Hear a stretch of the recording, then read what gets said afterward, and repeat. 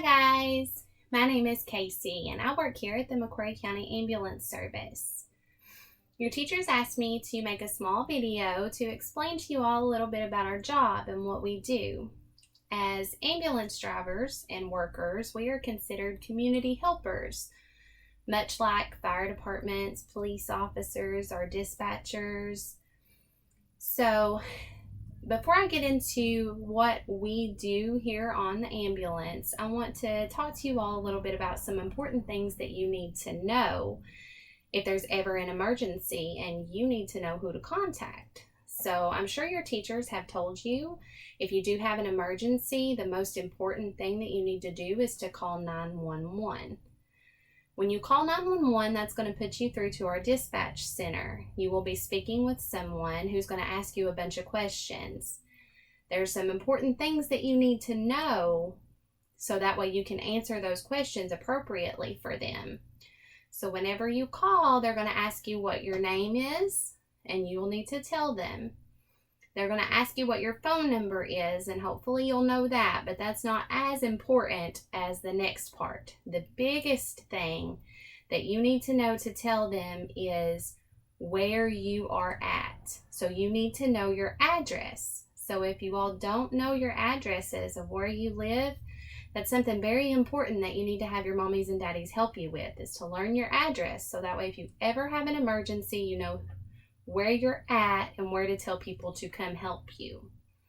The next thing that you'll need to tell them is what kind of emergency that you have. That way they'll know whether they need to send police officers, or they need to send the fire department, or they need to send an ambulance.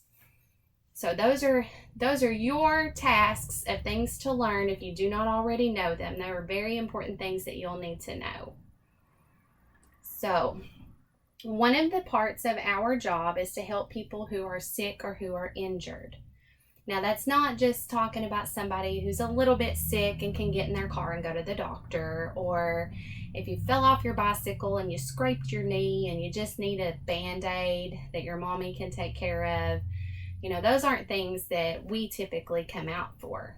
The things that we do is when somebody is very, very sick, or somebody has gotten hurt pretty badly. You know, somebody's broken their leg, or they've been in a car accident, or they're having chest pains or a heart attack. Those are some of the bigger things. That's what we're here for, because as you can see behind me in this truck, we have all kinds of equipment, and we have boxes and cabinets and bags, and they're stuffed with things like medicine and fluids, and we can give shots and all these different types of things to try to help people to feel better and help them in a situation whenever they don't have the access to that stuff at home, but they need it pretty quickly, even before that they can get to a hospital.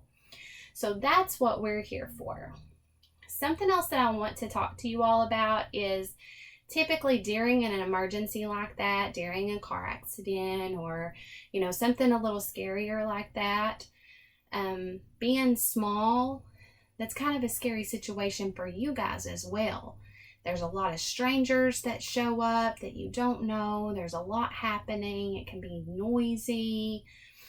So one thing that I want to tell you all is, even though those situations can be scary, I want you to know that when you see someone in a uniform, whether it be, a police officer's uniform or something that the fire department wears, or even as our ambulance service uniforms, we can see we've got a gray shirt and we wear these dress pants.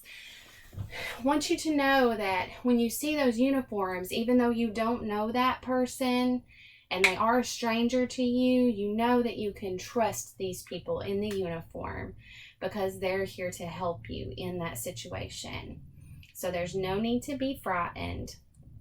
And we've got all kinds of cool equipment that we can use, and I've got it all here. And hopefully once everything gets back to normal and you all got back into school, I'm hoping that your teacher can reach out to me then, and I can bring a truck down and let you all tour it and look through it, and you can get to play with some of the equipment and learn a little bit more about what we do.